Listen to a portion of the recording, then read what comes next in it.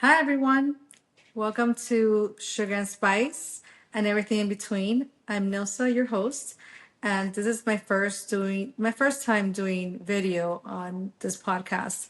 I've been doing this for the past year now, and I think I have like 5 or 6 episodes. But this year, I really wanted to concentrate and really go with it just to do video. So this is my first time doing it video wise, and let's see how this goes. Give me feedback. I'm always open for all types of feedback, good and bad. Better good than bad. But today's episode, I want to piggyback on the first episode, which was fresh start. And my word of the year, if you those of you that heard the last podcast, it was more on the word that I chose for the year. Every year I pick something new. 2025 was peace, and definitely brought a lot of peace in my life.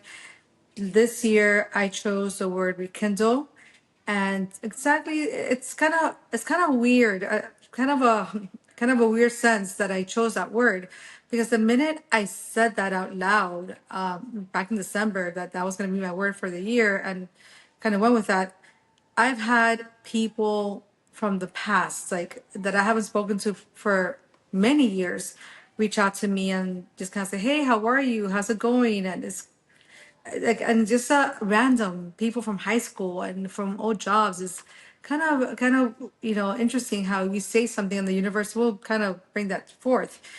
So this time in this episode, I am going to speak on, and the title is Valentine's Day: thriving, not surviving.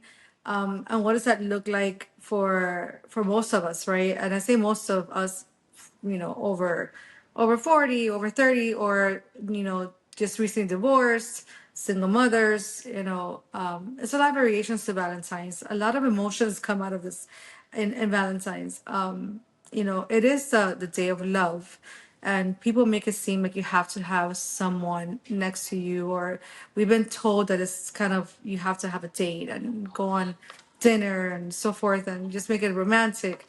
For me, it's more of flipping that mentality and just what I am worthy of love, and I'm worthy of the love that I give to myself, the love I give to others, not a significant partner, but to my friends, to my kids, my family, my loved ones. So, randomly I'll send flowers to a friend of mine that I know is going through something on this day. Someone that has lost someone dear to them, recently I'll send a quick text or a message saying I love them and I'm thinking of them. So this is something I think the Day of Love is exactly that. Take it as really respecting the word of value of loving and giving love and able to receive love. So self love is definitely to me very important.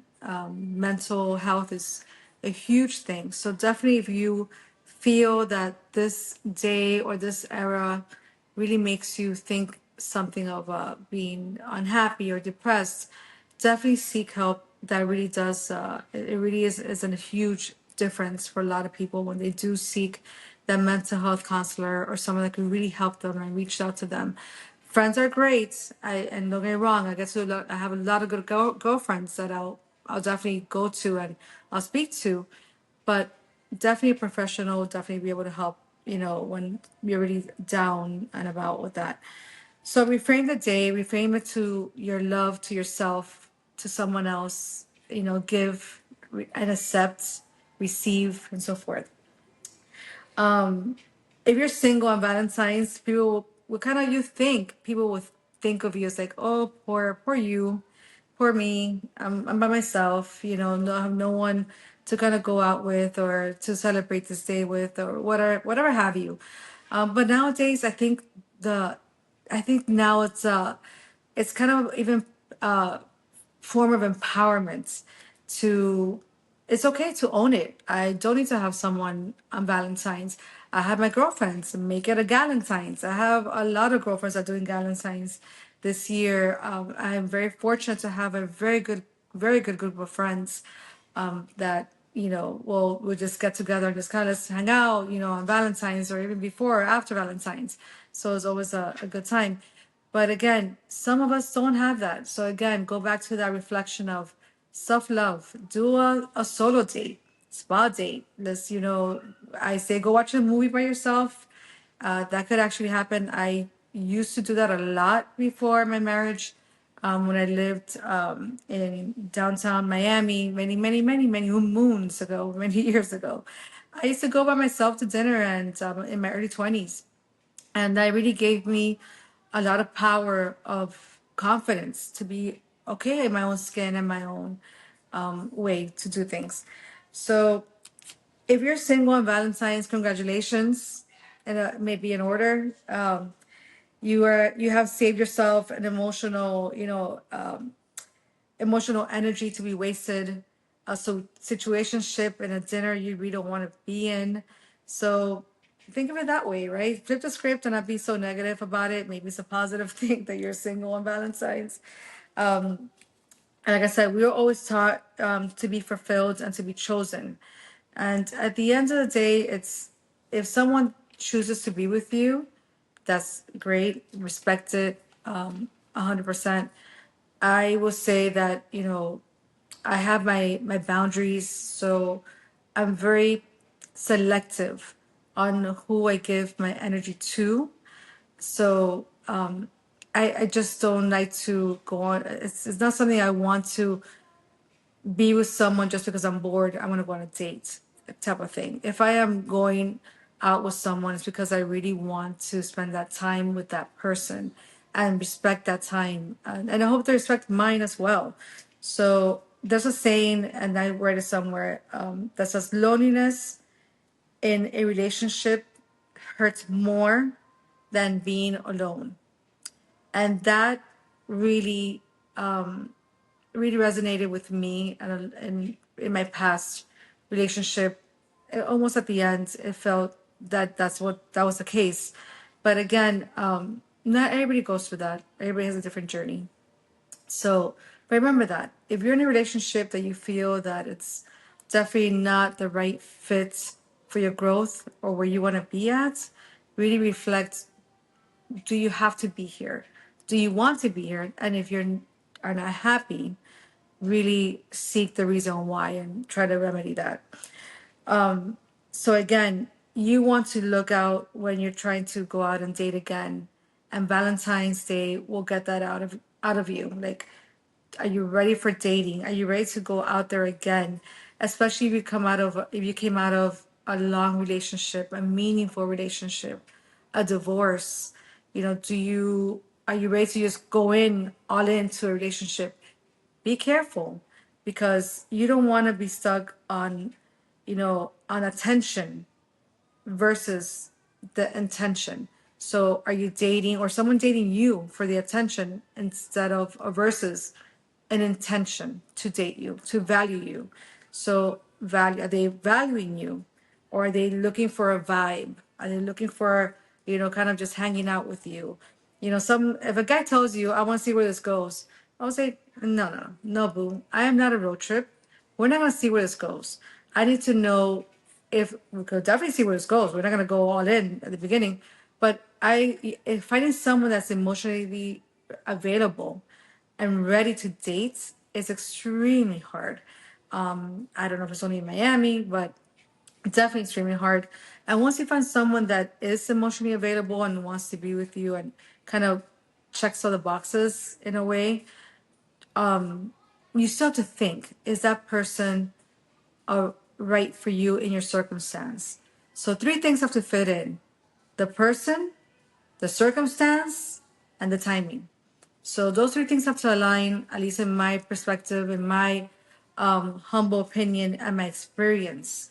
You can meet the right person, but that person is going to be going into school and moving away for many years. So the circumstance is not there, or the timing's not there, but it's the right person. Maybe they'll come back to you in your life later on. And that could be a pattern for most of us, kind of meeting the same person over and over again.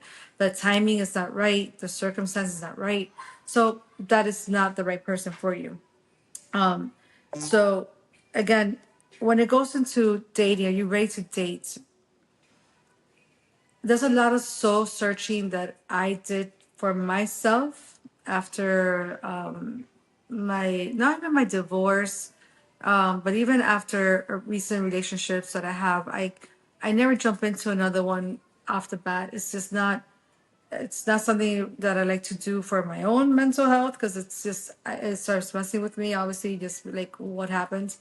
But I was soul searching, and I go back to my place of, you know, just doing my working out, doing yoga or doing running, getting into a 5K, training for something like that, having dinners with good friends, getting my mind off of it, not just going out to just find the next, my next ex-boyfriend, like I say, sometimes playing around, but just really soul searching. Like, take time for yourself, even take a little small road trip, just go, really enjoy yourself, enjoy your company by yourself, and you'll find that little by little you will build someone different that will attract